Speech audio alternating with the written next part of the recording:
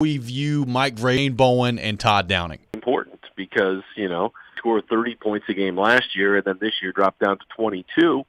Todd Downing will obviously probably get the blame for that, but it's his football team.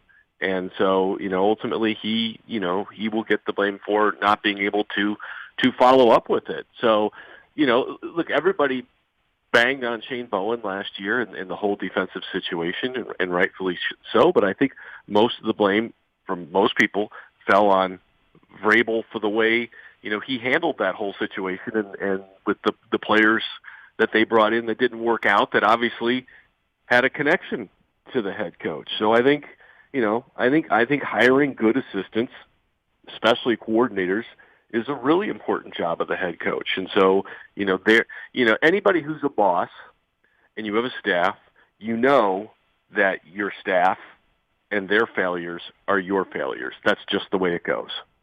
So, Corey, I'm a longtime advocate of fewer preseason games, longtime complainer about preseason games. And they're not getting better. Like, we hardly ever see key players in them. And yet, I'm pretty excited to see a few things Friday. And I guess, it's better to still have them than just have practice in the regular season, right?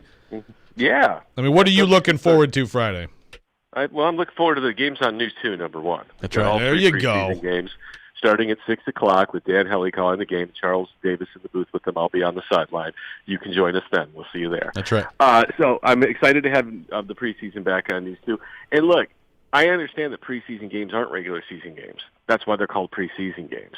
And I think you just have to go in with a different expectation for what you're going to see. All right, you're not going to see, you're not watching that game to see if the Titans can win the game. That's not the expectation. If that's what you're going in to see, you're not watching the right things. You're looking for individual performances is what you're really looking for. You're looking to see how people operate together, in limited opportunities because you get a lot of mismatching. But, yeah, there's a lot of guys, that I want to see. I want to see the young guys. I want to see how the young guys in the secondary compete. I want to see how much better is Christian Fulton. I want to see how big of a step is Amani Hooker going to take, as a starting guy. And can these receivers who've had a good start to camp carry it over into a preseason game, and maybe a guy who's been kind of anonymous so far, like a Des Fitzpatrick, in a game situation, and when the lights come on, does he step it up and all of a sudden become a guy we notice? Those are a bunch of things that I'm looking for. I always look for the young guys in the preseason because it's their first opportunity and it's their first, time with the lights on and first chance at game speed. So that's number one what I'm looking for. Corey Curtis from News 2 on the line with us, driven by WilsonCountyHyundai.com. And, Corey, there is a battle at a position raging right now in Titans training camp that normally is not raging when the history of the Tennessee Titans, and that is wide receiver.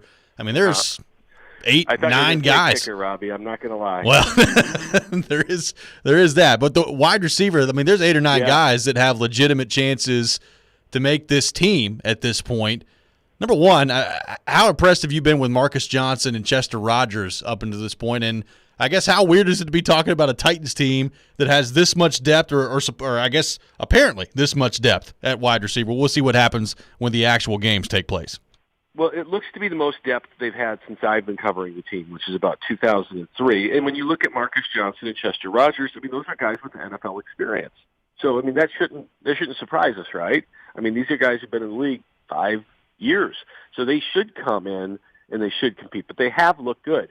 But the one thing I always tell everybody to slow down on those two guys is ideally they play about 10 snaps a game, right?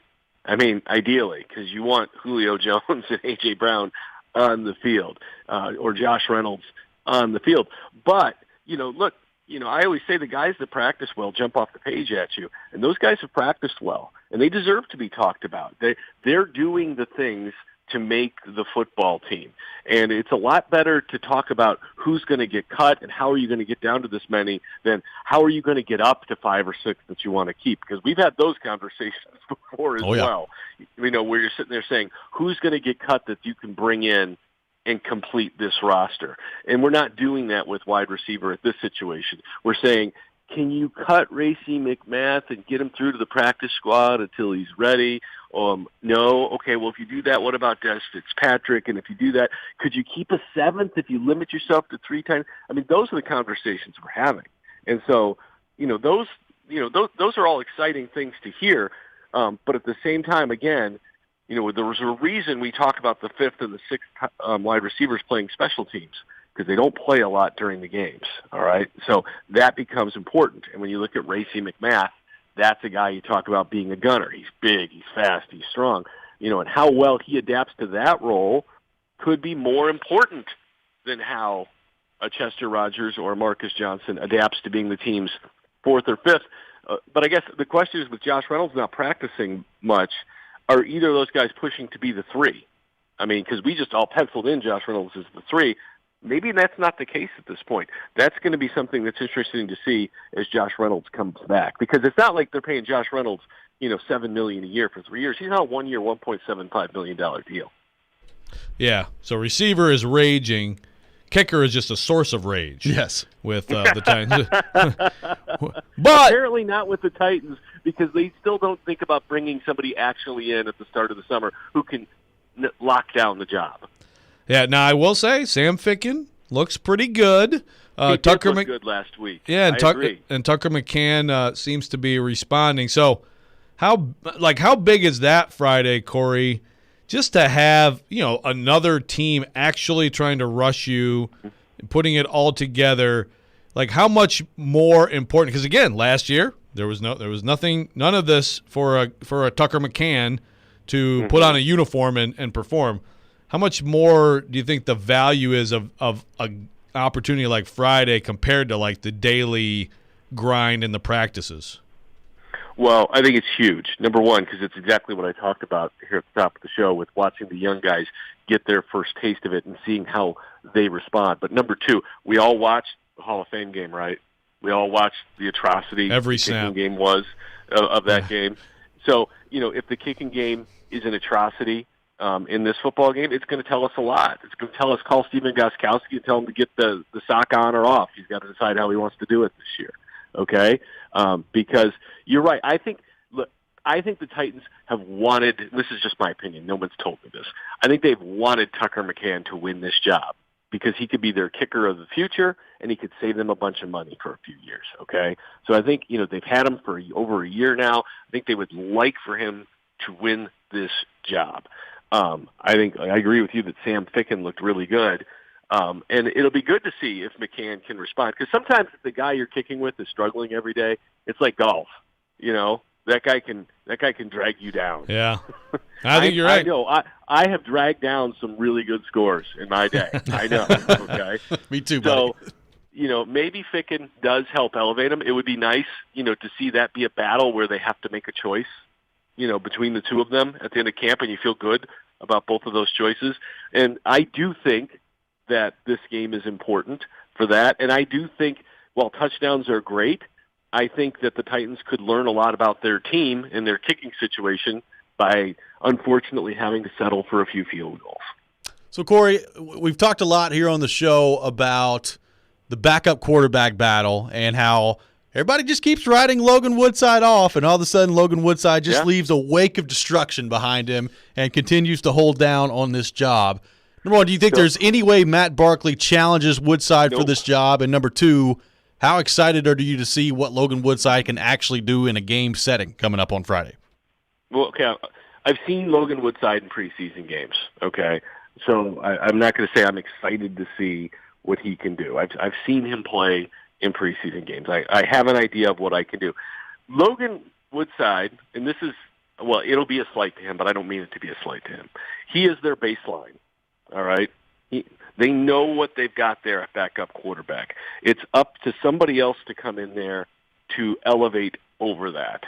And, that was the thought with Deshaun Kaiser, former second-round pick, 4 inches taller, big arm, mobile. He's got a lot of upside. If he can elevate his game, he's got higher upside than Logan Woodside, okay? But you know what? He didn't elevate his game. He stunk and he got cut, and now Matt Barkley's here. Matt Barkley's 30-something years old. I think they've settled in on Logan Woodside as their backup quarterback. But you still need, I think, 3. They've kept the practice squad rules the same where they could keep Barkley as practice squad, right? Yes. Okay, because before you couldn't be that late into your career and still do it. So I think you're still going to want 3 with a third on the practice squad, with the COVID situation the way it is. Because if you get both your guys knocked out, you don't want to be the Denver Broncos and have a wide receiver rolling out there throwing passes for you. I don't even know who that would be for the Titans this year. And look, the funny thing is like Barkley, you know what Deshaun Kaiser's touchdown to interception ratio is for his career? 11-24, which is terrible, right? Yeah. You know what Barkley's is? 11-22. I mean, right. they've done basically the same thing in their career. So I think they figured out that Kaiser, who they would like to have challenged for the number 2, wasn't even worth keeping around to be the number 3. I think Barkley's got a chance to come in here and stick around for a season on the practice squad. That's what he's got a chance to do. He's got a chance to finish up a bunch of preseason games and show that he can have a uniform and get paid, and the team can roll him out there and not worry about putting a position player at quarterback. Corey Curtis from News 2 has been our guest here on Robby and Rexrode. Joins us every Monday at 8 o'clock. Corey, great stuff as always, man. Thanks for taking time to join us, and looking forward to your coverage coming up on Friday of the Titans and the Falcons.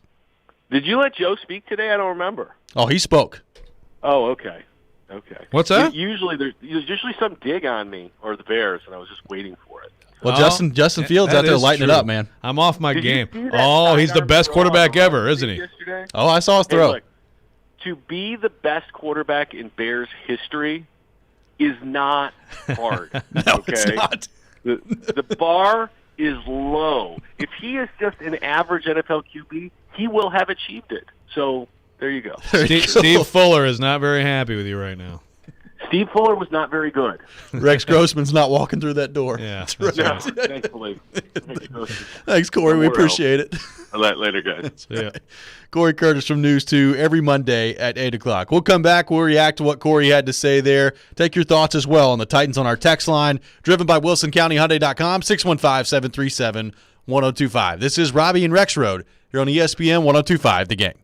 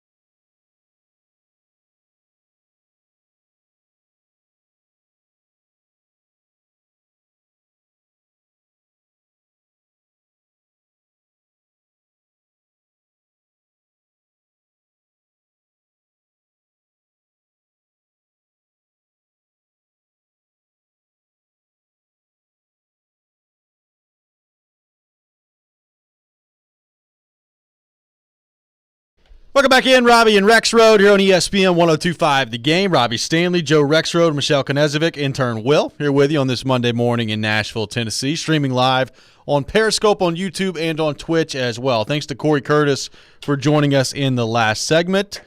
A lot of Justin Fields love out there right now. Chicago Bears fans very excited about Justin Fields at training camp so far. Yeah, apparently he's lighting it up. Again, it's who's he comparing to, you know? Andy Dalton and Nick Foles. But, hey, I'm not surprised. I won't be surprised when he becomes a really good quarterback in this league. That's maybe another case of teams maybe overthinking things a little bit. Yep.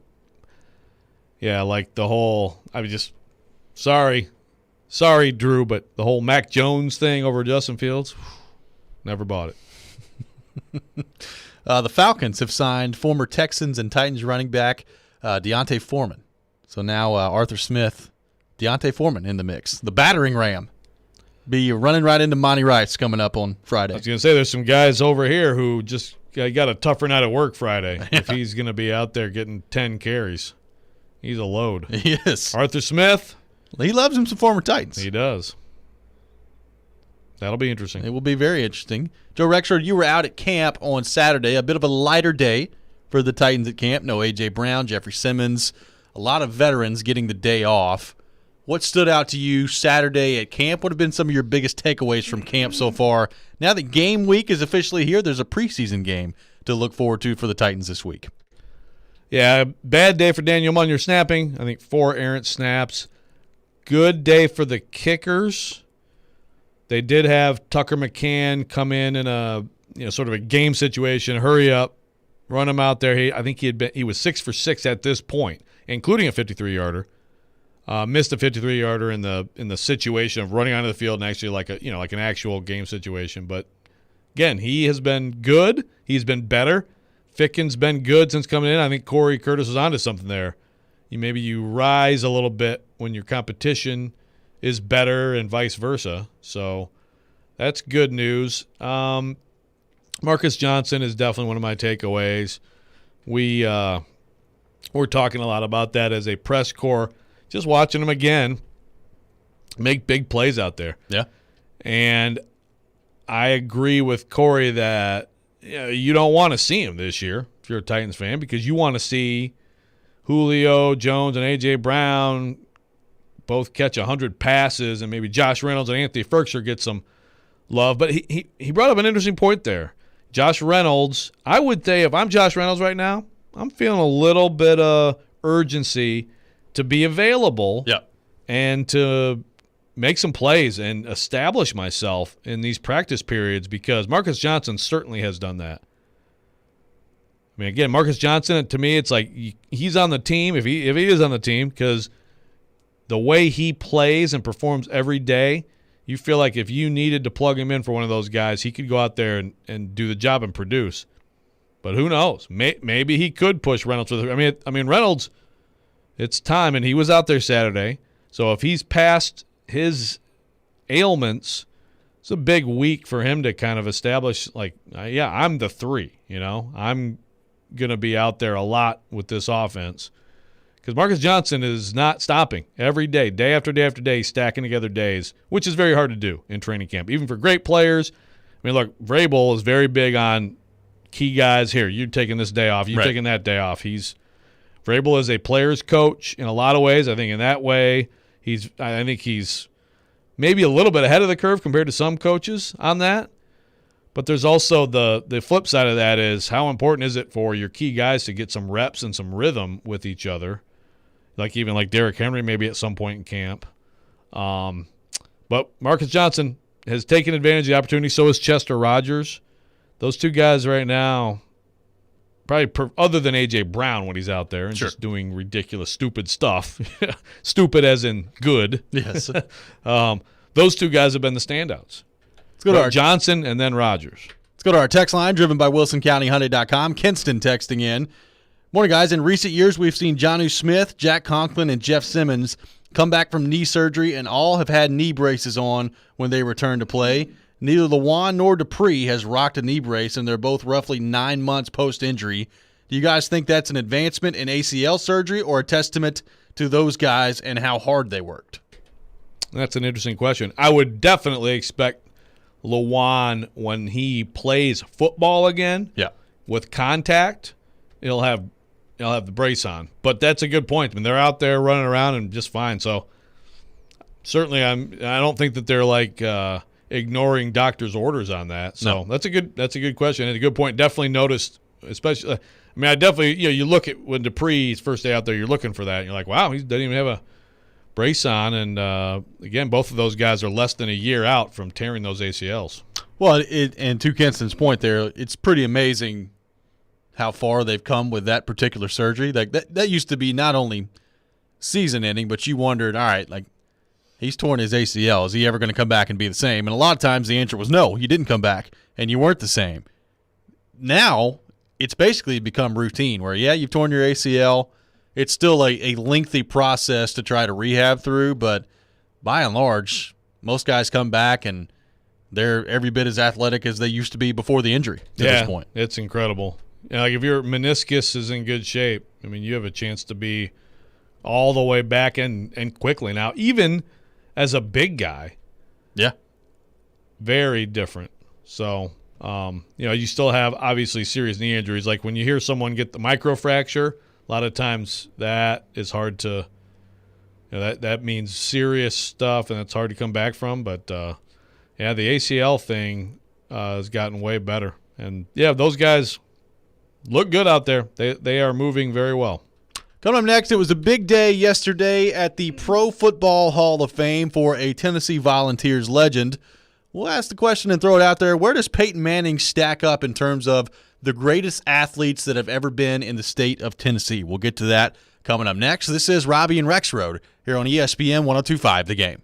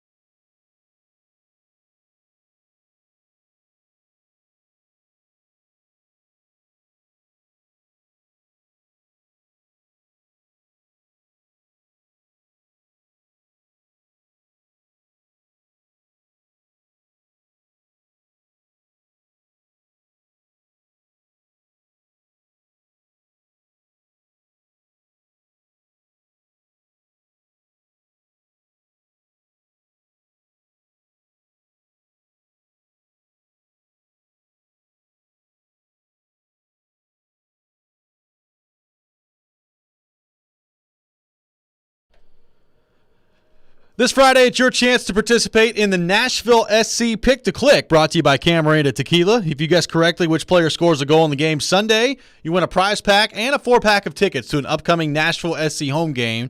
Participate this Friday morning at 9:45. Welcome back in, Robby and Rexrode, here on ESPN 102.5 The Game. The impressive run for our listeners continues in NSC Pick to Click, brought to you by Camarena Tequila. CJ Sapong, the goal scorer last night for Nashville SC. So listeners now with 4 correct answers in the competition. You're at 1. Michelle's at 1 as well, and I am at 0. That's ridiculous. Oh, speaking of listeners, lot more support, on the chores, kids' chores. So yes. Mark from Nolensville, also on my personal text line, says Dylan does his own laundry, vacuums upstairs, cleans toilets in all caps. Yes. Dishes too, but we have a dishwasher, which is easy. I didn't even mention that. Yeah, we have a dishwasher. So again, I'm asking you to rinse off the dishes. And then load them in the dishwasher. Put them in the dishwasher and hit the button. And then move on with your day. Yes. Do whatever you like then after the 10 minutes of work you're being asked to do. The Rex rant continues into 8:32 this morning. Oh, and by the way, in my car, I have a brand new, it's a silver metallic charger. Yeah. That I bought a couple days ago. So that's not getting any better either.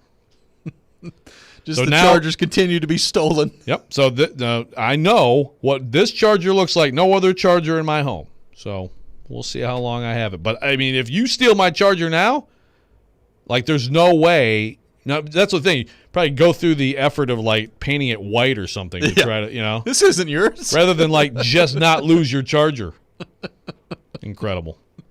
I can't wait till the day you walk in here and that charger's just been ripped from your car. Oh, it'll happen. It's definitely going to happen. I'm looking forward to it. Might need an emergency Thursday Rex rant. That's right.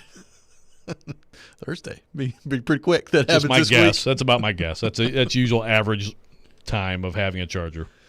Joe, it was a fun weekend at the Pro Football Hall of Fame, other than the Hall of Fame game, which is typically after the first series or two pretty brutal to watch. And it was, again, between the Cowboys and the Steelers the other night. Peyton Manning inducted into the Hall of Fame this weekend as well. Lots of fun interviews. Tom Brady, the ageless wonder, making his way up to Canton, Ohio for Peyton Manning's induction as well. Peyton had some fun with that. But just a really cool speech, a really well-done speech by Peyton Manning, which I think comes to the surprise of nobody. You knew it would be good, and it was. Here's a little bit of what Peyton Manning had to say yesterday at his Hall of Fame induction ceremony in Canton, Ohio.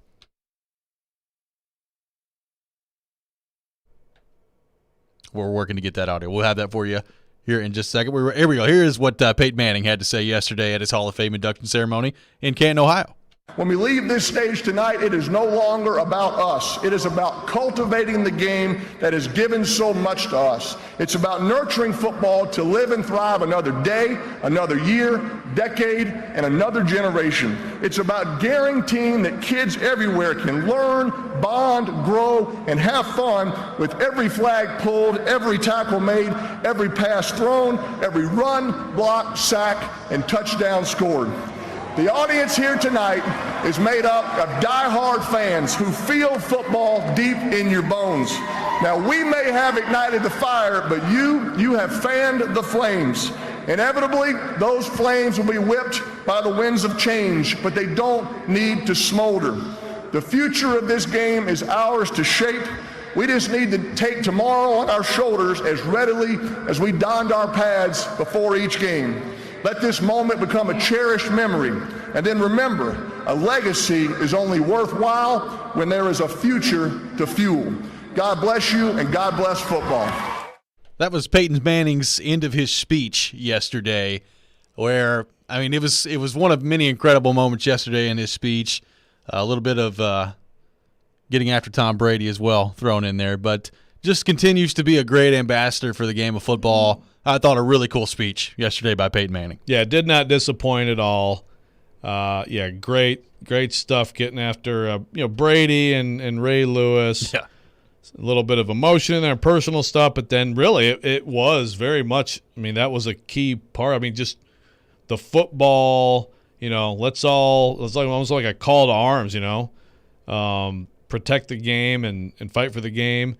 Adam Schefter I think tweeted during it, like, is this the next commissioner of the NFL? Yeah. We keep wondering, like, what is Peyton, what is he going to settle into? Does he want to be a GM somewhere? Does he want to be the voice of Monday Night Football for 20 years? Well, he's going to be on TV. He's going to be on TV. He's going to be kind of doing that this year. Yeah. Him and Eli. Yeah. Still fascinated to see how that works out. I'm going to check it out. But that's a thought I hadn't had before. How about Peyton? I mean, would he be the most likable commissioner ever of a sports league? I mean, Yeah, he'd quickly become, that's the problem with that job, is then he quickly become less liked. Right. But hey, I'd say that's not the worst idea I've ever heard. But it was a great speech. I mean, to no one's surprise.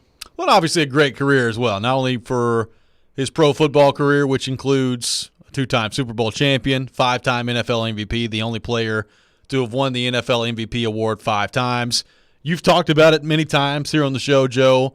At his highest level, maybe the greatest quarterback that you've ever seen, playing quarterback in this league. The mental part of the game, he could make all the throws, made a lot of great plays, but it was the preparation and the mental part of the game where Peyton Manning really accelerated and really, quite frankly, changed the way the position is played today in the modern-day era. There's a lot of guys that you try to prepare like Peyton Manning prepares, but it's hard to do. There's a lot of stories we've heard. We had, Jeff Saturday on our show before talk about what it was like playing with Peyton Manning and just everything that went into that. So obviously an all-time great player, an all-time great quarterback. My question is Peyton Manning the greatest athlete that we've ever seen here in the state of Tennessee? Obviously, there's a lot of different ways you can go with that.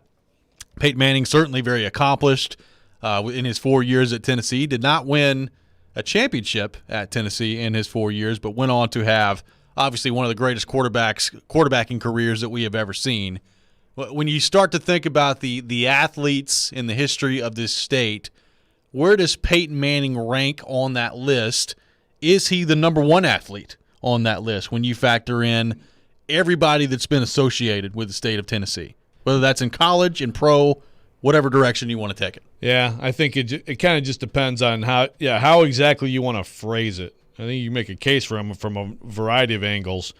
But I think, best athlete, you said earlier off the air, most accomplished athlete. Like how exactly do you want to, how exactly do you want to categorize it?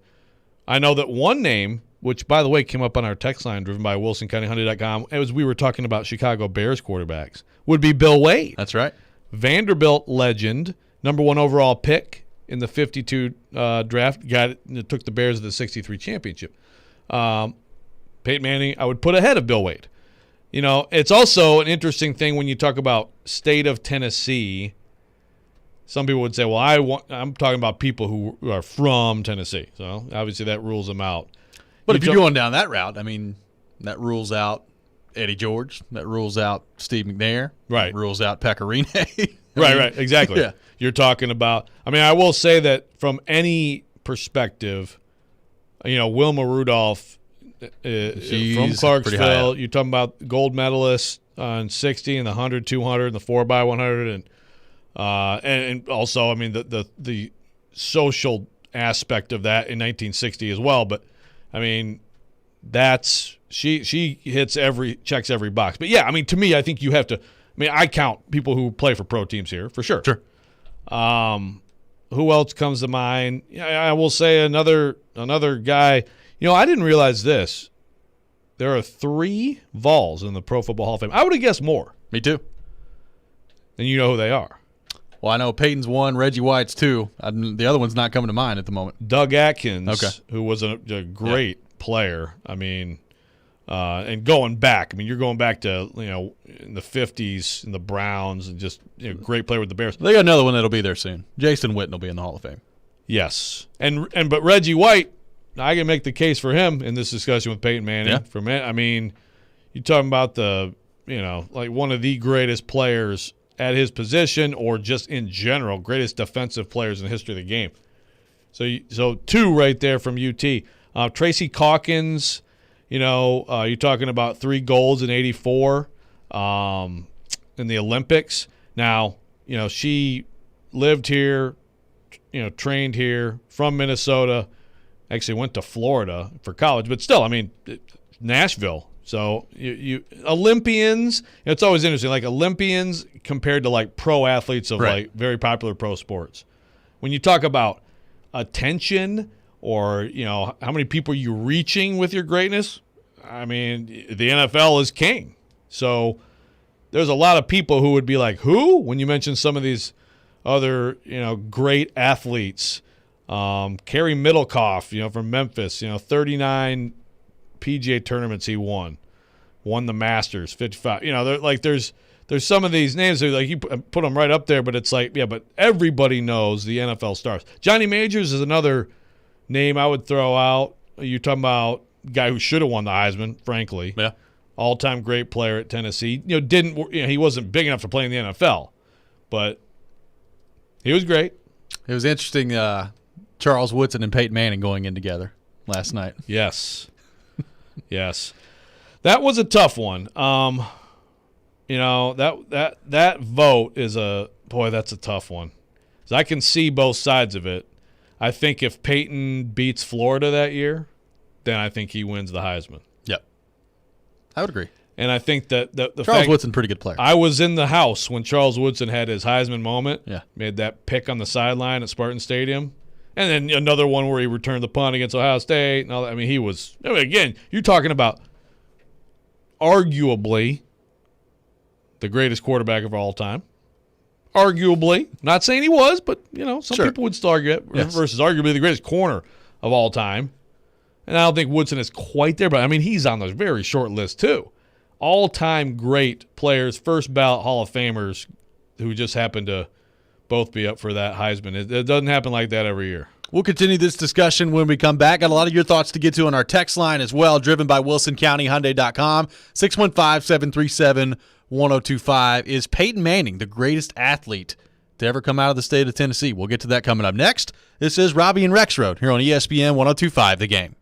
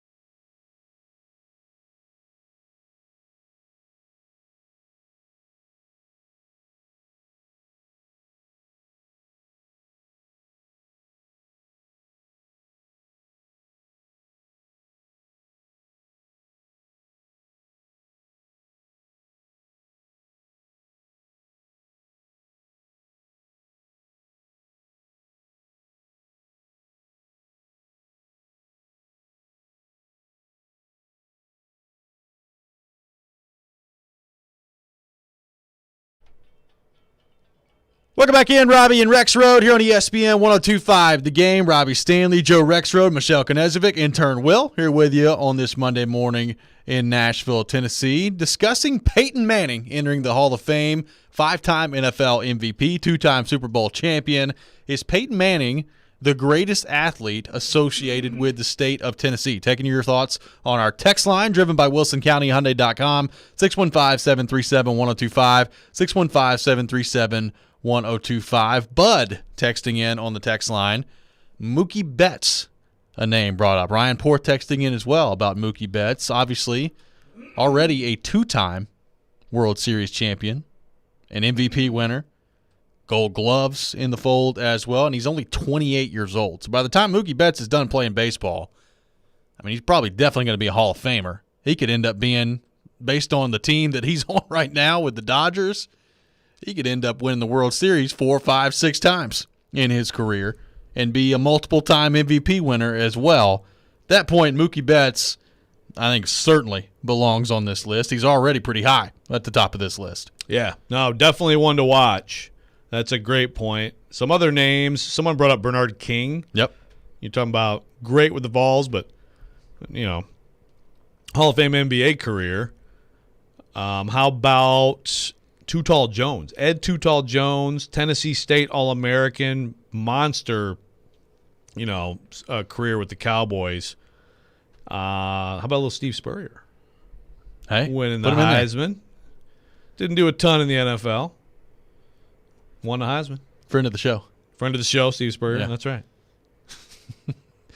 Penny Hardaway getting a lot of love as well on the text line. Well, and he's, for sure. I mean, Penny Hardaway, great player, great NBA player.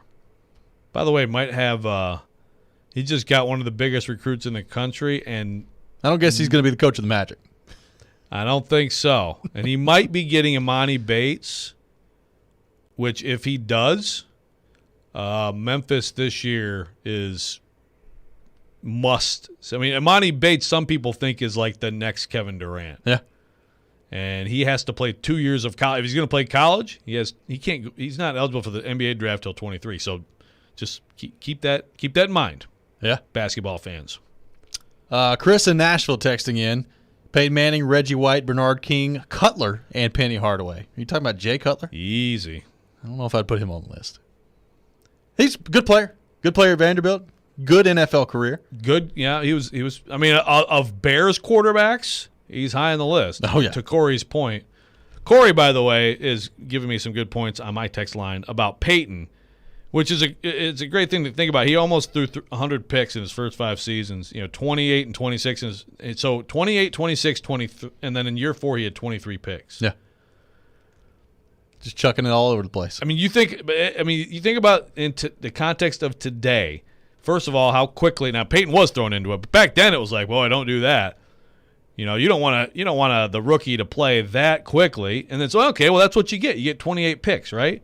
Well, today you play right away, and you don't have to be nearly that bad for everybody to say, that's not good enough. Sorry, Tua. I mean, think about how different things were. It took him a few years to, get to the point where he was great. Yeah. And then you fast forward to 2004 where he figured it all out, and 49 touchdowns, 10 picks. It's pretty good. I think I had him in fantasy that year. Yeah, smooth that one out. I got another vote on the text line for Wilma Rudolph. Absolutely belongs in this discussion. You can't have this discussion without saying her name very quickly. Shane from Ashland City texting in. Mookie has a Hall of Fame name. Just sounds like a name on the Hall of Fame list. He's already building up a Hall of Fame resume at this point. Oh, he's on his way. He is well on his way. I got a vote for Doug Atkins as the greatest Tennessee legend. Another vote for Wilma Rudolph as well. Lots of names rolling in on the text line, including, what about Big Albert Haynesworth on the list? He's up there. I don't know that I'd put him. I mean, he's not ahead of Reggie White. No. Or Atkins. Right. Yeah. I mean, there's a lot of – it's also, to me, it's just like when you have this discussion and it's someone who's not around for a long time, I tend to favor those who have longer period of time. But then again, that's the NFL. I mean, again, if you want to really get technical with this, how about Randy Moss? Right? That's true. I mean, we don't count him, right? Now, I would count Haynesworth because Haynesworth was a great player and the centerpiece of a really good defense here. What about How about Derrick Henry? Well, Daniel texting in, Oscar Robertson, born in Charlotte, Tennessee. I did not know that. Yeah. Really? Yeah. Charlotte, Tennessee. Oscar Robertson. Huh. Okay. Well, then, yeah. Put him on the Yep. Put him on the list. He's right there. I had no idea. Yeah. I mean, that depends on how you associate and define, associated with Tennessee. Like Peyton Manning's not from Tennessee. He was here for 4 years. Should it be Oscar Robertson born? Does it need to be Charlotte. that you participated for a Tennessee team? Well, I don't know, but I mean, Mookie Betts didn't participate for a Tennessee team. You know what I mean? Like, Yeah, that's right. and he didn't play college ball at all. I don't think. It's just interesting. It's like you can be born somewhere and like move somewhere else Right. when you're 3 and you're not really identified with that place. Mookie Betts is Right, like identified. Matthew Olivier technically is from Mississippi. I think he spent about a week in Mississippi in his life and then was back in Canada. But he gets the Biloxi Bowl That's nickname, right. so it works out well. That's right. But, I mean, Mookie Betts is identified with Nashville. He comes back here. He's involved Sure. here. He was a great high school player here. I don't know. That's an interesting, like, where do you draw the line on stuff like that? What about Terrell Owens on the list? Yeah, for sure. No, he absolutely should be on the list. That's an oversight that we haven't mentioned yet. Oscar Robertson moved to Indy when he was a baby, 18 months old. Okay, so he was here for a year? I just have a hard time when someone happens to be born somewhere and then they didn't spend any formative years Right. there at all. Like, again, we mentioned Tracy. But we didn't define that beforehand. So Daniel was right to point that out. Sure. No, again, I didn't even know it, so it's a great tidbit. But like Tracy Calkins, Olympian, not born here, didn't go to college here, but Nashville Aquatic Club, Right. Formative years here, built her into an Olympian here, so that to me counts. Let's go back to the text line, driven by WilsonCountyHyundai.com. Caleb texting in. Jason Witten should probably be on the list, but probably not the best we've seen. Peyton is definitely the most known, but the most athletic would probably go to Pekka. How about that? Pekka, the most athletic. I might go Penny Hardaway on you. Yeah. But Pekka's He's up there. he's up there. Well, to your in point, anything. Like, Derrick Henry is probably never going to surpass Peyton Manning. So let's calm down a little bit on that. But Derrick Henry at some point could be in this conversation in terms of the greatest athletes ever to have associated themselves with Tennessee. And he's already probably on the list somewhere. But as he continues to play and continues to put up numbers, we talked about him and the journey to the Hall of Fame, Derrick Henry could get on this list pretty quickly. Yeah. Now, let's think about the guy they just added again. So, How long does he stay here? yeah, like how long would it take for Julio Jones to be considered, eligible for like this discussion? Well, like if Julio Jones has a big year this year and the Titans win the Super Bowl, he's in the discussion. Yeah. Just because Randy Moss had a cup of coffee here, it didn't work out. Yeah. Okay, but he technically played for the team. He did. Now, he's barely on the field, but he did. I mean, he's an all-time great player. He is. So if Julio Jones comes in and basically does what people hope in 1 year, then you would because right now, I mean, he's well beyond like Derrick Henry's case for the Hall of Fame. Now, that may not be the case when it's all said and done. Sure. But he is. I mean, he's built a I think he's one of the greatest receivers of all time. yeah, I mean, he's Yeah. going to be in. We know this. So you're saying 1 good year here for him and the team, he's a Titan. I would imagine, and this is just a guess, if Julio Jones is healthy enough to play, I will imagine he has probably done more in a Titans uniform than Randy Moss did in one game. Would be my guess. Yeah. That's my guess of how this is going to play out. Yeah, it sounds Just like a it thought. was sounds like it was quite a little stop for Randy here. It was. Christopher on Periscope tweeting in, what about David Price on the list? Yeah. I just would say, Mookie Betts at this point is probably going to end up with a better career than him. Both of them with great careers, and they both have a long way to go, and who knows how it's going to turn out. But Mookie, if you're going to talk about professional baseball players from here, you would already, I think, start with Mookie Betts over David Price, would you not? I would, yeah. Big League Designs on YouTube. Define athlete. I don't think of Peyton as having amazing athletic ability. Well, it's athletic performance. Right. So, yeah, Peyton is not going to, win the 100 hurdles, but how many people can play quarterback in the NFL and play it like he did? I mean, we're not – if we're talking about pure athleticism, Pecorine, Wilma Rudolph, again, from every single angle, Wilma Rudolph, would fit into this discussion and be right near the top. Tracy Calkins. Olympians who are great, like swimmers, runners, are they better athletes than anybody who plays or most people who play, pro football or pro baseball? Probably. But that's not all we're talking about. Right. Bud texting in. I'm not trying to overload the list, but these people need mentioning. Daytona 500 and NASCAR champ Darrell Waltrip, Sterling Marlin, U.S. Open champ Lou Graham, tennis great Roscoe Tanner. All are individual accomplishments. There you go. Yeah. Chase is coming in pretty soon. He appreciates the Darrell Waltrip and Sterling Marlin reference. Absolutely. Look, I like watching old DW race. It was good stuff. Would you put them? So are you one of those people that considers NASCAR drivers athletes? Yeah. I am too. There's a lot of people who don't. They say, well, how are they athletic? They just drive a car. Oh, yeah. It's a little bit more difficult than that. Go do that. I'd put that. Again, I've had my rant about gymnastics. I think they're the best athletes, period, and you can't even try it or you'll kill yourself. You could probably say that about this, too, couldn't you? Yeah. I would say so. We all joke about it. It'd be amazing to go over the bridge 180. Okay, we'll do it. Yeah. Yeah. Actually, please don't. Yeah. Please don't do that. My average MPH on that bridge is 3.7. But that's right. When we come back, we'll get back into the Titans, get back into an earlier discussion. How much do John Robinson and Mike Vrabel have riding on this season for the Titans? We'll continue to take your thoughts as well on our text line at 615-737-1025, 615-737-1025. This is Robby and Rexrode, live from the Wholesale Link Studios, powered by RumbleOn.com, here on ESPN 1025 The Game.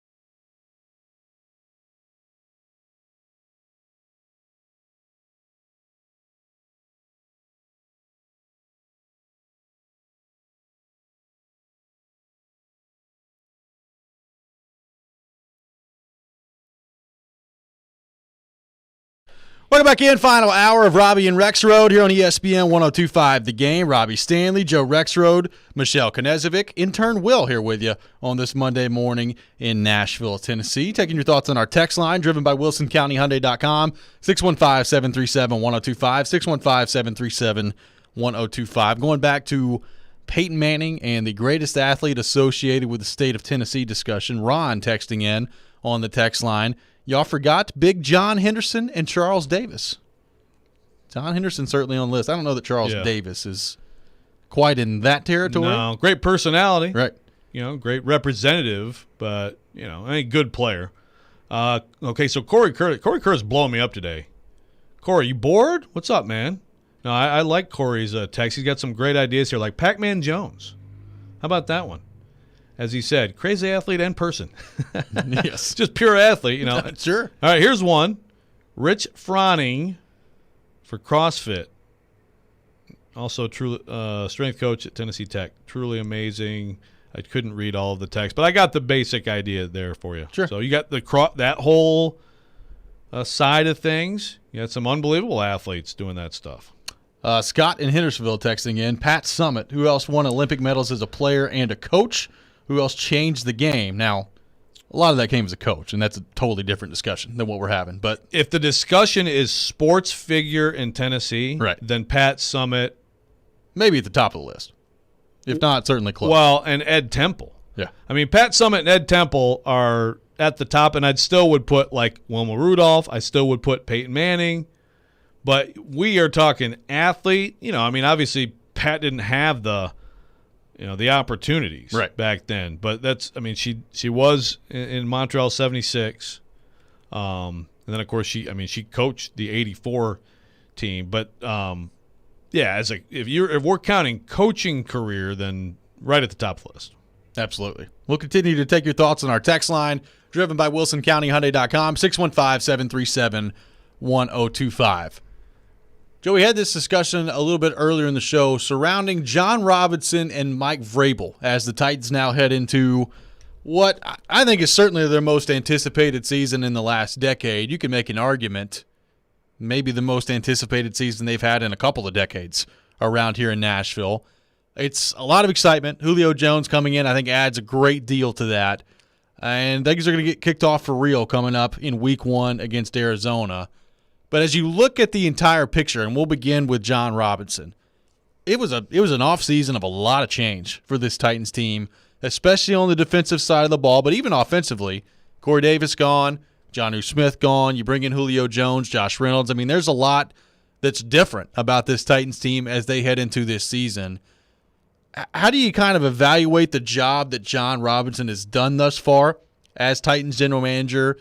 And what do you think's on the line from him in terms of this season, the window to win with this team, and the moves, including some pretty high-dollar investments in some guys, both in free agency and via trade as well? What's on the line for John Robinson as the Titans now move into this year? Well, he's established himself as a good general manager. He's done a lot to turn this franchise around. A lot of the reasons that this window is in place is, at this point, it's not even a lot. I mean, it's really like he inherited a team that had some really good players and then added to them, and they quickly turned around. He inherited Delaney Walker and Jarrell Casey and Brian Arakpo and even Taylor Lewan. I guess Taylor Lewan would be like the one key player on this team that wasn't brought in by John Robinson. Is that right? I haven't even thought about this before, but I think that's right. Yeah. Yeah. So it's Taylor Lewan. Everybody else has been brought in by John Robinson. So the window was created by him. So you have to keep that in mind. But what's at stake is, first of all, if you're a Titans fan or if you're any sports fan and you follow a team. And Brett Kern's here too, but yeah. Cannot forget Brett Kern. That's right. Cannot forget Brett Kern. Bo Brinkley is gone now. Ryan Suckup is gone now. That's a knock against John Robinson, by the way. But if you're a fan of any team in pro sports, you obviously, and your team stinks, and you hire a GM and turns it around, that's great. But at some point, you want your GM to go for it. Like if I'm a Colts fan, at some point I want Chris Ballard to be up against the cap and maybe use a first-round pick on somebody. Go for it.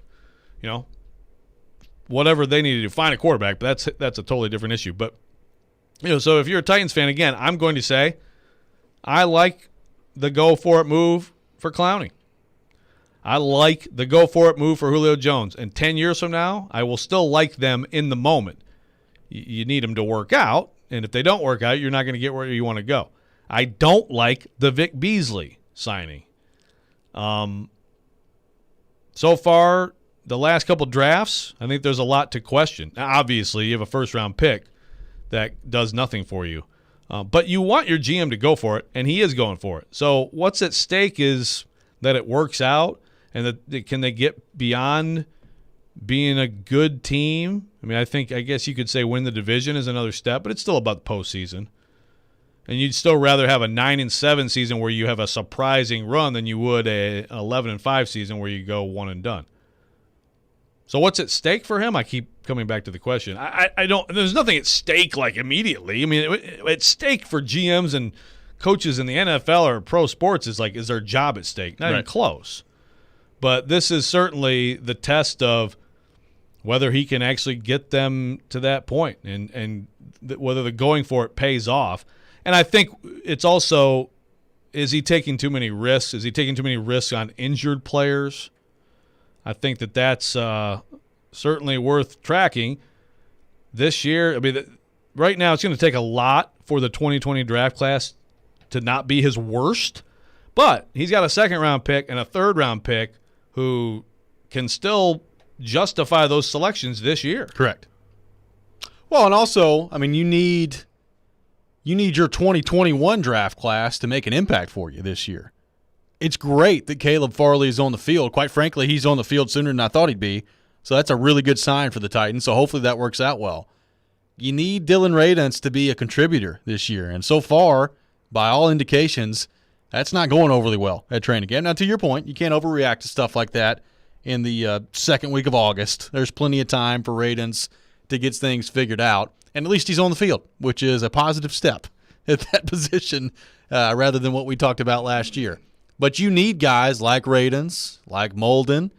I mean, heck, Des Fitzpatrick, and you select him in the fourth round. Like, you need your draft picks to be able to come in and contribute in some type of way this year. And largely last year, they just didn't. I mean, we talked a lot about Isaiah Wilson, but even Fulton and Evans, they were hurt for a lot of last year as well. Like, you've got to get your draft picks to come in and help you. And they don't even have to play huge roles, but come in and supplement what you already have. Depth is so important in the NFL, and I think one of the things that's overlooked, and you know, they've had this discussion up in Green Bay a lot too when it comes to draft picks.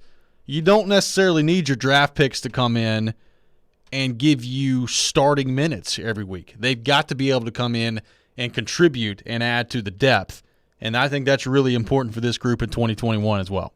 Right, and you're talking Isaiah Wilson and Dylan Radunz back-to-back years, right tackles, a first-round pick and a second-round pick. And you go back to the very first draft for John Robinson, you know, right tackle, number 8 overall, Jack Conklin. That was a good pick, but that is a lot at right tackle. Now, you also, when you make picks like that and you're looking at Taylor Lewan's timeline, you may be thinking at some point maybe that guy can go to the other side. Yep. Which certainly isn't happening for Isaiah Wilson. It is not. And, again, that's early. I'm going to hesitate to, you know, go with what I'm seeing from Dylan Radunz right now and say he could never be that, or he could never be a starting right tackle. No, I mean, it's very early. But that's a second-round pick for a team going for it in this window. That pick has got to be somebody who helps your football team. And maybe he will. Right now, it's not off to a great start. Christopher on Periscope, is J-Rob the best GM the Titans have had since moving to Nashville?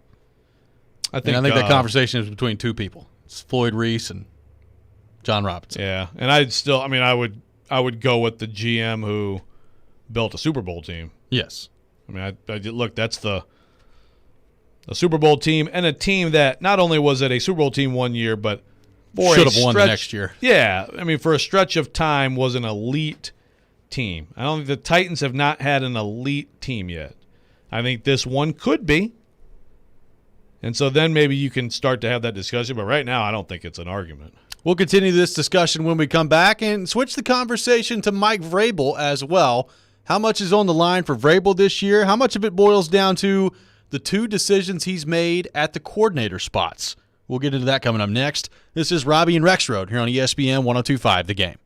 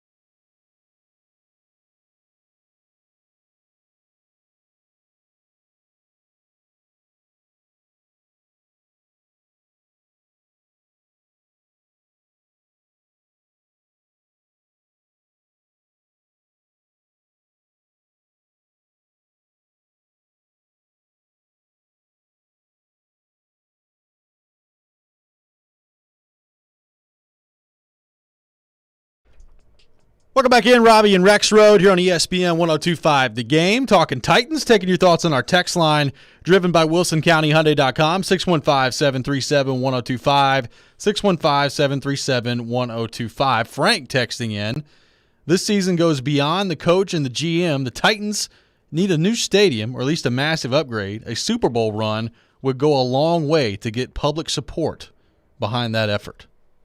What do you think of the idea of a big season this year for the Titans? Maybe means more public support for renovations to the stadium. Well, I think the renovations are happening. The new stadium is not happening. As far as public support, if you mean public support like, people are going to be willing to chip in, I don't know that a Super Bowl is going to get you enough. I don't think it's going to change all that much. No. It's just my guess. But I agree that I really like the place. The setting can't be beat. I love a real grass field in the NFL. Amy Adams Strunk has mentioned Hard Rock Stadium before.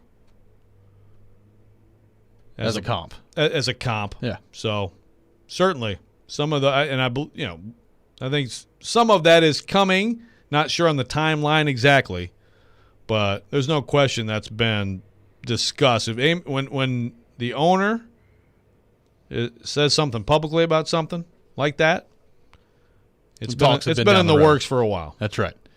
Big League Designs on YouTube. How different a position do you think the Titans would be in right now had they stuck with Mike Mularkey as head coach?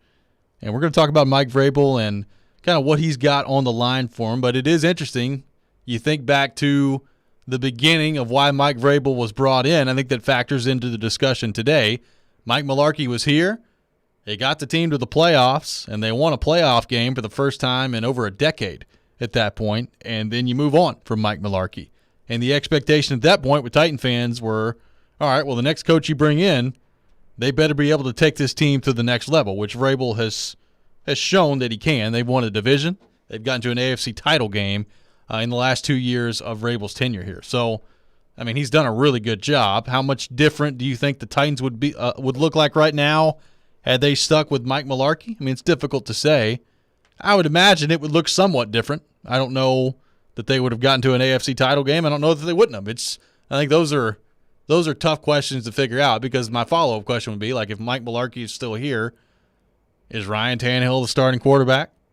Do some of the same personnel decisions that get made? I mean, we'll never know the answer to that question. Yeah, I mean, right. I mean, it's in different staff. I mean, obviously, Mularkey had like a legendary DC, and then Vrabel brings in a legendary younger, but still, an all-time DC. They both had that. Terry Robisky, I think that was a big at OC, was a sticking point, and he didn't have a good 2017. Although I thought he had a great 2016, but Mariota was better and healthier. The offensive line was better in 16 and 17. There's always so many factors. If you just transplanted Mularkey into this exact situation, how different would it look? It's a good question. I don't know. They're very different personality, I would say, from Vrabel. Vrabel is, I think, a lot more hands-on. And take it away from, like, the injury talk or whatever. I mean, Vrabel's more, like, player-friendly than media-friendly, whereas Mularkey was the other way. But as far as just on-field presence, I mean, there is no question who the head coach of the Titans is. Every day, at all times, there is no question. He's out there running things, and always has, like, he has input so often, just about offense, defense. He's constantly, like, teaching. I mean, it's fun to watch, especially if you like F-bombs. I mean, they fly. Mularkey was not like that. He's very much more like a CEO kind of approach.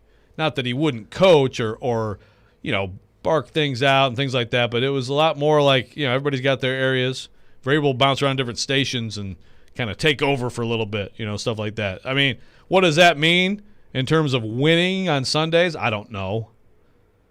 But I would say that Vrabel, in his much smaller sample size, has been more impressive than Mularkey. Reminds me of a Christmas Story quote. In the heat of the battle, my father wove a tapestry of obscenity that, as far as we know, is still hanging above Lake Michigan in space. That's beautiful.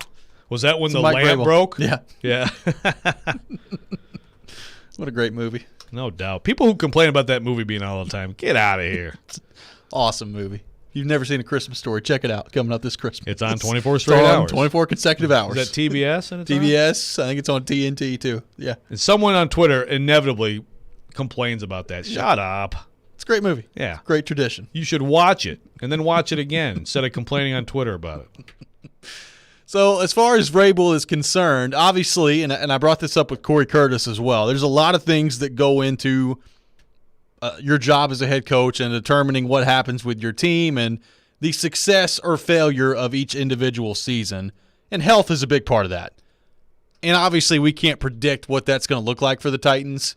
But just on the surface level of this conversation, how much of the success or failure of the job Mike Vrabel does this year is going to come back to the two hires he made at offensive coordinator and defensive coordinator, officially naming Shane Bowen the defensive coordinator and then staying in-house and bringing in Todd Downing, promoting him from tight ends coach to offensive coordinator. How much of his success or failure simply just boils down to those two decisions on their own and the job that those two do in those roles this year for the Titans?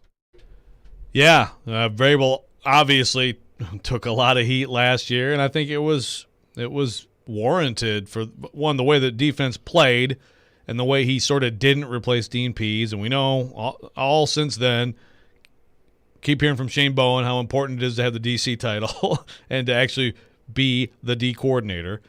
But now we'll see. It's him. So, okay, Vrabel. Did Vrabel make a good choice? There were some really good names out there on the open market, which means you're bringing in someone with their defense. Vrabel, I think if Vrabel's a head coach of an NFL team, it's probably going to be running his defense. But that also kind of limits you, right? Are you always going to find someone on staff that's ready to do a great job? I don't think that's – I don't think you can commit to that, as a permanent policy. But that's what it is right now. And then, of course, Todd Downing. I mean, the last time Vrabel had to replace an OC, he went internal. He promoted the tight ends coach. Everybody said, is that guy good enough?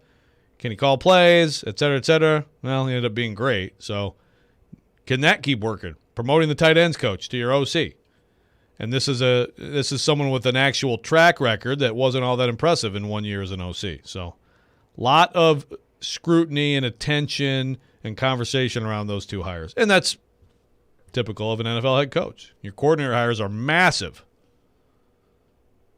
Yeah, absolutely. This coming from our buddy Charles Robinson from Yahoo Sports. On Deshaun Watson, Texans have not given up on him being their quarterback this year. They're not taking low-ball offers. This is why they aren't being overly communicative, if I could say it, with teams. Barring a strong offer, Texans brass will try to get him back into the fold before the season begins. So Charles throwing it out there that maybe Deshaun Watson not done playing quarterback for the Houston Texans. Do we think that's posturing? Do we think that's positioning for a trade? What do you think is going on there with the latest chapter in the Deshaun Watson saga in Houston, which, by the way, on the field again today in Houston Texans training camp? It sounds like they're getting all low-ball offers. That sounds what yes. That's what it sounds like to me. I can't imagine it actually going that way, but hey, good for them.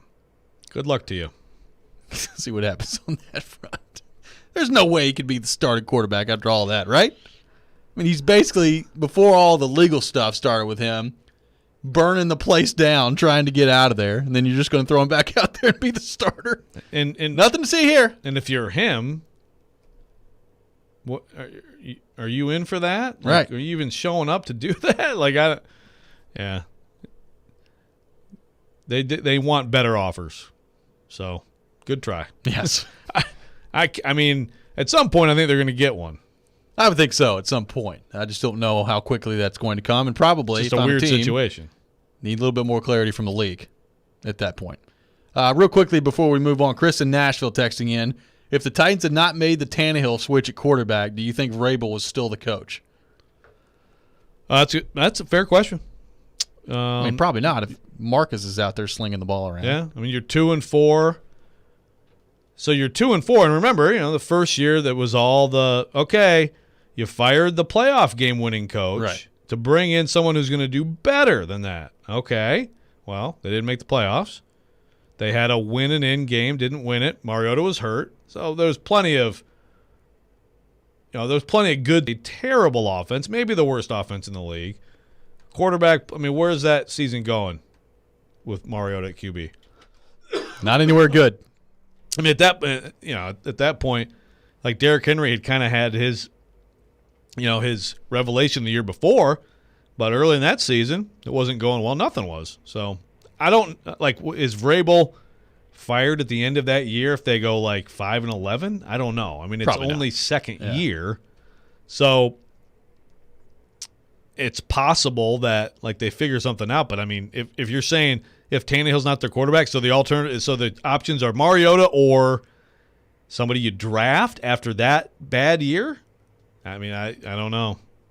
To the questioner's point, pretty massive franchise moment to get Ryan Tannehill for a fourth. I would say so. Joe Rexrode, you were off today to go to Titans training camp. The officials in the house today as well. So going to be some penalty flags thrown out there today for the Titans in training camp. So I need Lawan to be out there in teams That's right. and scream at the refs. That is correct. I'll let you know if that happens tomorrow. Absolutely. Joe Rexrode will be back with us 6 a.m. tomorrow for the latest on Titans training camp. We'll be joined by Chase McCabe coming up next.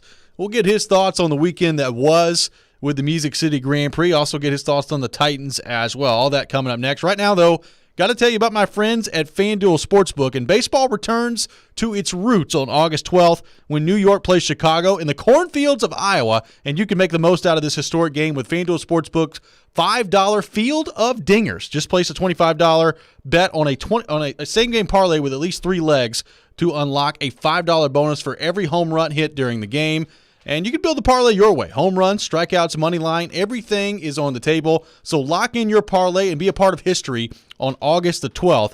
And if you haven't tried FanDuel Sportsbook yet, new users can place your first bet risk-free. That's right, new users get up to $1,000 back in site credit if your first bet doesn't win. So just download the FanDuel Sportsbook app today and use promo code ROB so they know that we sent you. That promo code is ROB. You must be 21 or older and present in Tennessee. A minimum bet of $25, max bonus of $35. First online real money wager for first risk-free bet. Refund and bonus issued as non-withdrawable site credit that expires in 7 days after receipt. Restrictions apply. See terms at sportsbook.fanduel.com. Got a gambling problem? Call the Tennessee Red Line at 1-800-889-9789.